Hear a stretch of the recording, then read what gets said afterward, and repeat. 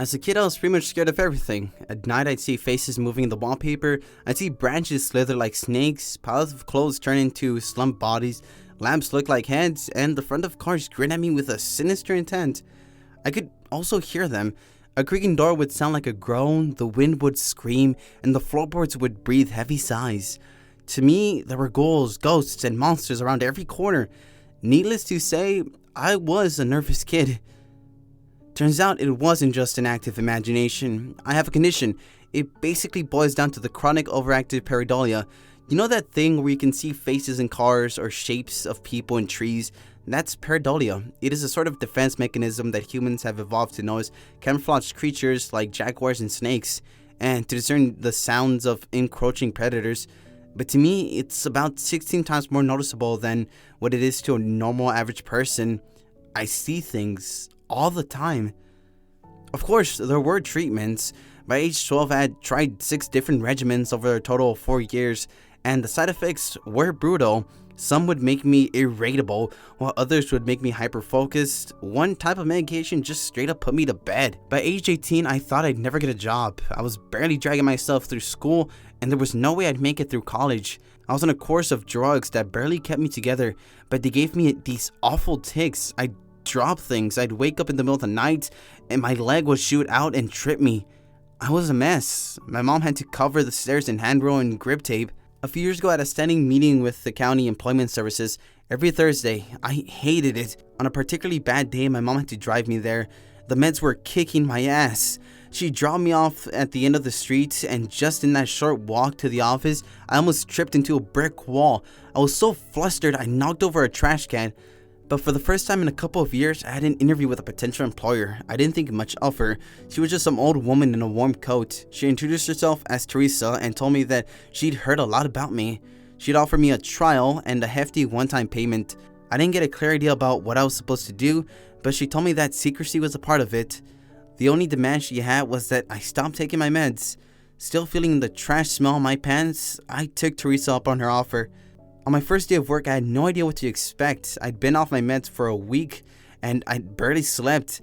It was hard to wrap my head around the world I'd seen as a kid. I'd see faces in the walls, in shadows, in leaves, in patterns, pretty much everywhere. I'd hear voices and screams in every breaking car, in crickling paper, in the creaking floor. It was hard staying focused, and I was so jumpy I could barely move without flinching. Teresa picked me up in a gray sedan. She was wearing a headset and kept looking over at the GPS. I noticed her leg was twitching and she kept biting her lip. She barely looked at me the whole ride. We finally arrived at a small yard about a 40-minute drive off the highway.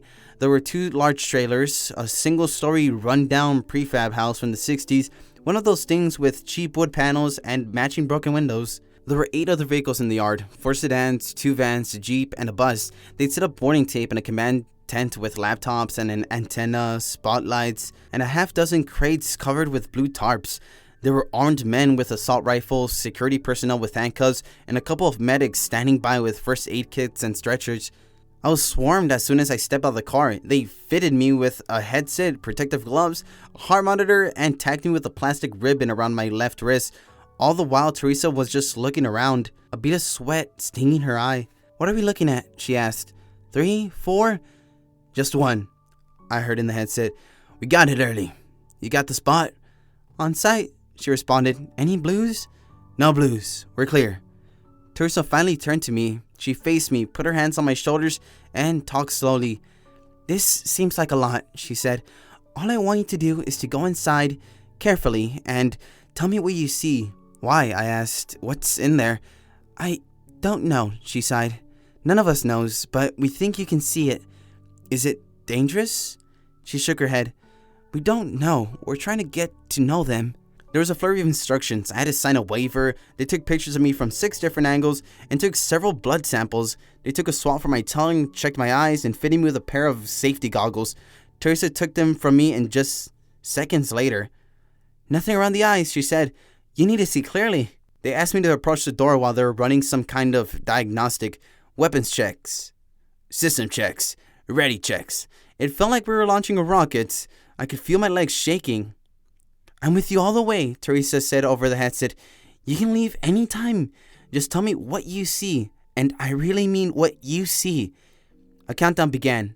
At 0, the spotlights turned on, and the entire yard turned into a soundless ghost town. Everyone held their breaths. It was my turn. I stepped inside.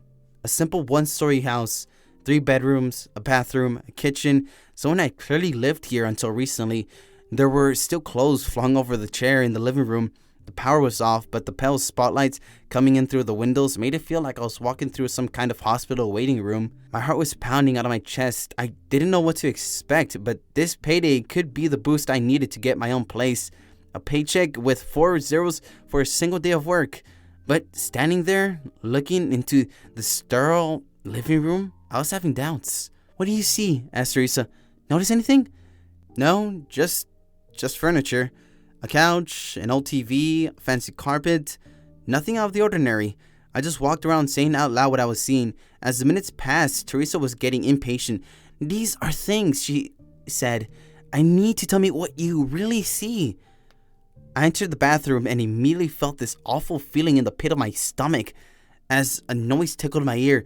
Looking in the bathroom mirror, I could see something moving behind me. In a heartbeat, I caught a glimpse of a pair of blue eyes. I turned around screaming, Something moved!" I flung myself backwards, closing the bathroom door with the tip of my fingers. I stumbled, tearing down the shower curtains, and crushed a cockroach laying there with my feet in the air. I tried to remember to breathe. Barely have I ever been so scared that I had to remind myself to breathe. My fingers tingled with adrenaline. "Tell me what you saw," Teresa yelled. "What's in there?" "Blue eyes. It had blue eyes. Did you see where it went?" I didn't. To the best of my knowledge, it's still outside the door." "Look again," she continued. "Look again, then get out." She had to coax me out of the bathtub. She encouraged me, spurred me on, and reminded me that I had to leave the room one way or another. It probably took them 15 minutes to get me out of the tub, and when they did, I could barely feel my feet. When I finally opened the bathroom door, I couldn't see anyone. The hallway was empty. I carefully stepped out, looking around. Nothing. Standing in the middle of the living room, I felt like an idiot. This was exactly what I was taking my medication for.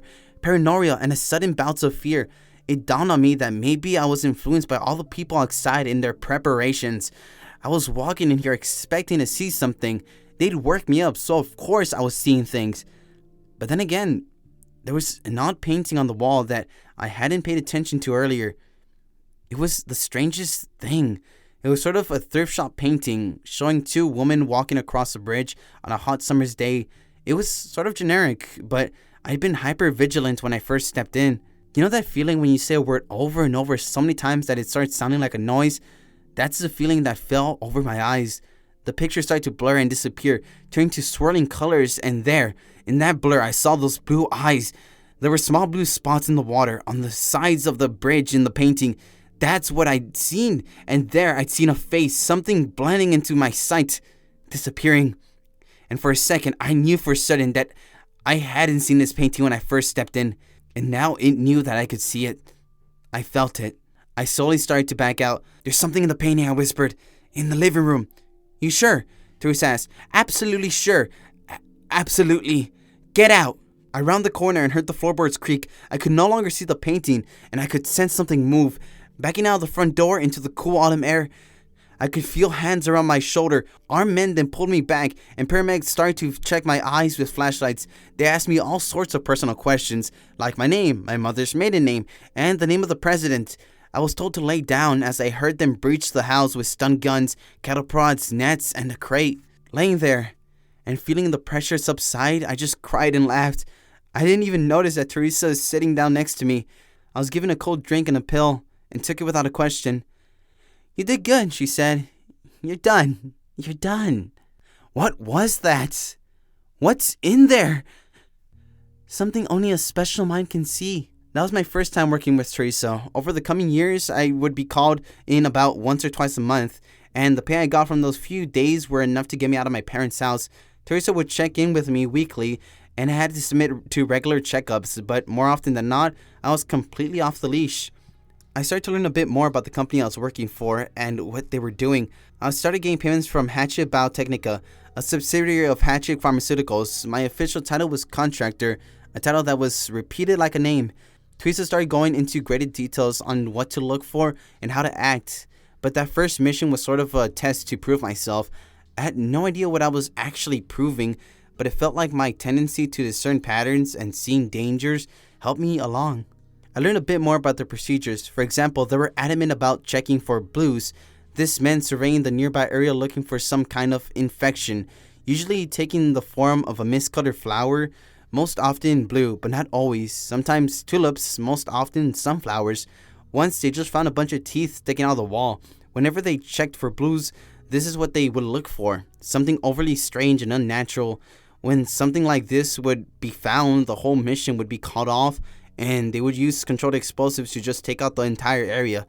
In more popular areas, they'd just set up tents and use flamethrowers. I remember once, the week before Christmas, when 6 men with flamethrowers were called in to burn down a greenhouse. I'll never forget the way the flames reflected off their visors. To them, it all just looked like flames, but I saw something else. I saw bodies wreathing in the flames. I heard screams in the shattered glass, and in the charred remains of melted plastic, I see pained faces glaring at me with hateful black eyes. Up until a few months ago, I had worked a total of 33 cases over the 2.5 years. Every case I stepped into a location and looked for one of 3 things hiding in plain sight. Up until that point, I still had no idea what they actually were. Sometimes I'd catch a glimpse of something running past me or see a pair of blue eyes looking at me from across the room. Every time, I just reported it and left. A chair, a fridge, a suspicious window. Hell, once it was a music box. This time we're just coming up to a house. It was a rainy autumn evening and the area was already set up when we got there.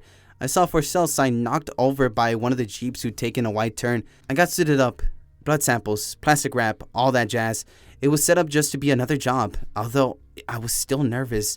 I was getting better. "No blues?" asked Teresa. "None," said one of the armed men. "We're looking at a single tango."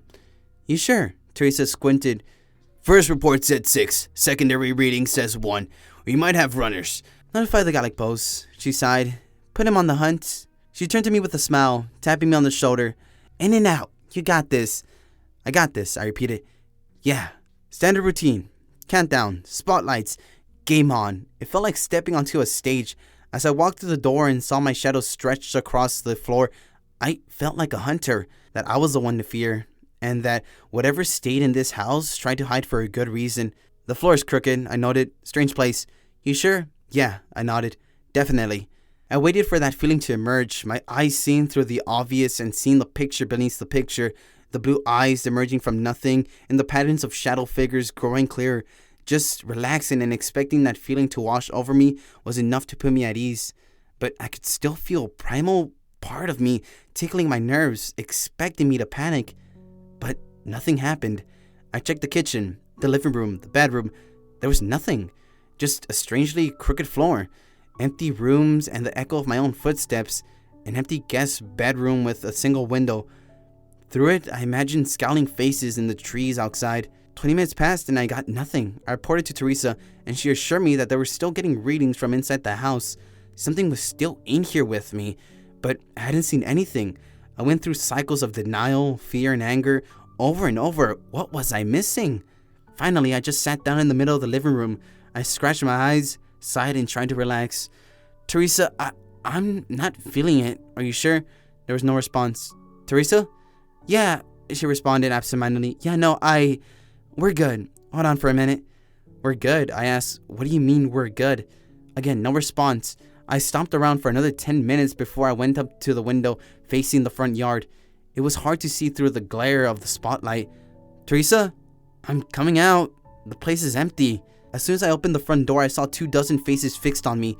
Maybe they were surprised to see me, but I got the sense that there was something else. I could tell something was off.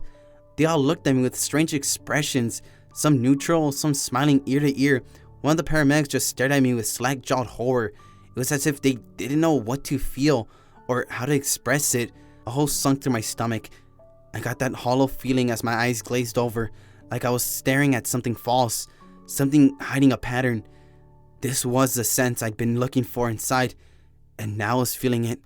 In the far back, I saw Teresa. She stepped out from behind the Jeep, smiling ear to ear. Behind the shape of her face, her eyes emerged, glowing with a cold blue. One by one, their eyes flared up in a blue glow, and there, in that moment, my paranoid sight registered human-like shapes in the grass around them. Headless, mutilated bodies. Imposters, lookalikes, mimics, nightmare beings, having tricked us into a trap. One by one, smiles started creeping across their faces, rows of impossibly sharp teeth hiding long tongues. The fingers were growing longer, their necks elongating. They were losing their disguise and facing me, head on, unafraid. Nothing was said out loud, not a word. But to me, it was as if the wind itself was screaming for me to run. I slammed the door behind me and ran. Faces were coming out of the walls, door handles turning into hands, grasping at my clothes, my distorted face reflecting in the windows and mirrors with jawless grins. I couldn't blink. Every heartbeat, a new horror forced my eyes open. There were more doors than I remembered. There were more windows than there should be. The kitchen suddenly had a skylight, and there were 4 fridges. Countless paintings had appeared in the master bedroom, depicting cruel and blood-drenched horrors. They were already here, trying to surround me, and my mind was racing to remember what was real and what wasn't. Rushing to the back of the guest bedroom, I remembered there only being 1 window. Now there were 2. I had to roll the dice, take a guess, do something. As I grabbed the window frame, I imagined teeth slamming into my hands, tongues licking across my palms, wide smiles stating their hunger. But this time, it was just my imagination. I burst through the window and took off running into the woods. Through the night, I just kept going, my chest hurt, holding the screams in. Without my medication, everything in the dark looked like something reaching for me, trying to eat me, trying to grab me. Creaking branches sounded like laughter, and howling winds were screams. I must have ran for hours when my foot got caught between 2 rocks. As I tumbled to the ground, twisting my ankle, I saw them descend on me. I felt their fingers scratching me. I writhed on the ground, screaming for them to let me go, to just please let me go. But after a few seconds, I realized I had just scratched myself on the underbrush. There was no one there. I was safe. I broke down crying, trying to ignore the twisted face reflecting off the full moon above. Eventually, I made my way home. There were no messages waiting for me. All of my work numbers had been taken offline. All ways to contact him were just gone. And there was no info about the firm that hired me. Hatching Biotechnica exists only on paper. There's no location, no contact info, and no names attached. It's all a front. I haven't heard from Teresa since. I think that whoever I've been working for must have just assumed I'm dead. That's why I decided to share this anonymously. Those who know who I am can reach out to me. And for those who don't, I just have a word of warning. Be observant. Trust your intuition. It might save your life.